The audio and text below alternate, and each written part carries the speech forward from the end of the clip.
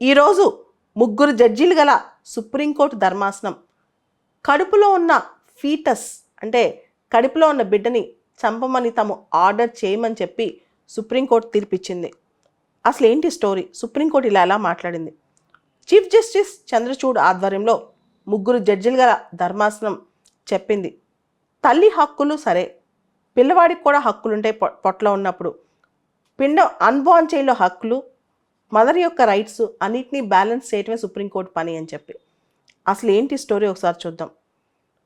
ఒక మహిళ వివాహిత, తను 26 వారాల ప్రెగ్నెన్సీ ఉన్న మహిళ, తను కడుపులో ఉన్న బిడ్డకు డెలివరీ ఇవ్వాలనుకోవట్లేదని అబార్షన్కి పర్మిషన్ ఇవ్వమని చెప్పి అడిగింది. ఆల్రెడీ తనకి 2 పిల్లలు ఉన్నారని, మెంటల్గా, ఎమోషనల్గా, ఫినాన్షియల్గా ఇంకొక బిడ్డను తను పోషించలేనని చెప్పి తనకి ఖచ్చితంగా అబార్షన్ ఇవ్వాలని చెప్పి పర్మిషన్ అని చెప్పి అడిగింది అనమాట. అయితే నిన్న కోర్టులో డివిజన్ బెంచ్లో ఇద్దరు జడ్జిలు ఉన్నారు, justice Nagarathna and justice Hima Kohli. ఇద్దరు స్ప్లిట్ జడ్జిమెంట్ ఇచ్చారు.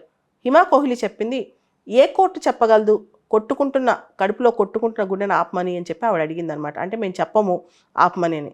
అయితే నాగరత్న అంది, జస్టిస్ నాగరత్న, ఆవిడ అన్నారు, లేదు వీ కెన్, అంటే తల్లికి ఆ హక్కు ఉంటుంది, బిడ్డను క్యారీ చేయాలో వద్దు అని చెప్పి. ఈ స్ప్లిట్ వర్డిక్ట్ మీద సుప్రీంకోర్టు ఈరోజు 3 జడ్జెస్ బెంచ్ చెప్పిందనమాట, మేమైతే కడుపులో ఉన్న పిండాన్ని ఆపమని చెప్పము, చంపమని చెప్పము, మేము ఆర్డర్ ఇవ్వాలా ఎయిమ్స్ డాక్టర్కి ఇలా చంపేయమని చెప్పి, కరెక్ట్ కాదు కదా అబార్షన్ చేయమని, ఆ బిడ్డకి అన్ని వైబిలిటీస్ ఉన్నాయి, అన్నీ ఉన్నాయి, అంత సక్రమంగా ఉన్నప్పుడు మేము ఎలా అబార్షన్ చేయమని ఇస్తామని చెప్పి అడిగారనమాట.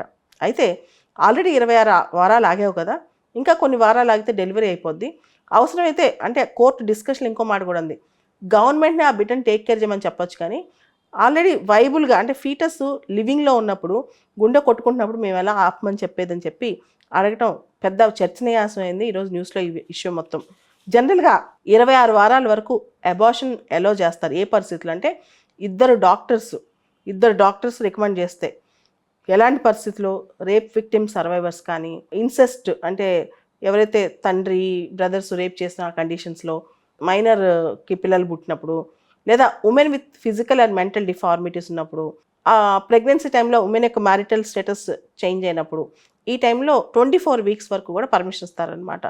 అయితే 24 వీక్స్ దాటిన తర్వాత అబార్షన్కి పర్మిషన్ రావాలంటే మెడికల్ బోర్డ్ తప్పనిసరిగా ఒప్పుకోవాలి, ఒక మెడికల్ బోర్డ్ తప్పనిసరిగా ఒప్పుకోవాలన్నమాట. అయితే ఈ అమ్మాయి మాత్రం గట్టిగానే ఫైట్ చేస్తుంది సుప్రీంకోర్టు వరకు వెళ్ళి. దీనిలో సెంట్రల్ గవర్నమెంట్ మాత్రం కుదరదు అని చెప్పేసింది. సెంట్రల్ గవర్నమెంట్ ఇది తప్పు అని చెప్పి స్టేట్ వాదిస్తోంది అనమాట. అయితే ఈ మొత్తం ఎపిసోడ్లో పిటిషనర్ తరపున, అంటే ఏ అమ్మాయి అయితే ఫైట్ చేస్తుందో ఆవిడ తరపున వాళ్ళ న్యాయవాది అడిగారు, ఢిల్లీ హైకోర్టు ఇంతకుముందు ఒక జడ్జిమెంట్లో 29th వీక్లో కూడా అబార్షన్కి పర్మిషన్ ఇచ్చింది కదా అని చెప్పి, దానికి సుప్రీంకోర్టు అంది మేము సుప్రీంకోర్టు అని కఠినంగానే రివర్స్లో ఆన్సర్ చెప్పిందనమాట. చంద్రచూడ్ కూడా ఒక మాట అన్నారు. చంద్రచూడ్ ఏమన్నారంటే, women's autonomy is very very important, but unborn rights, child rights should not be ignored అని.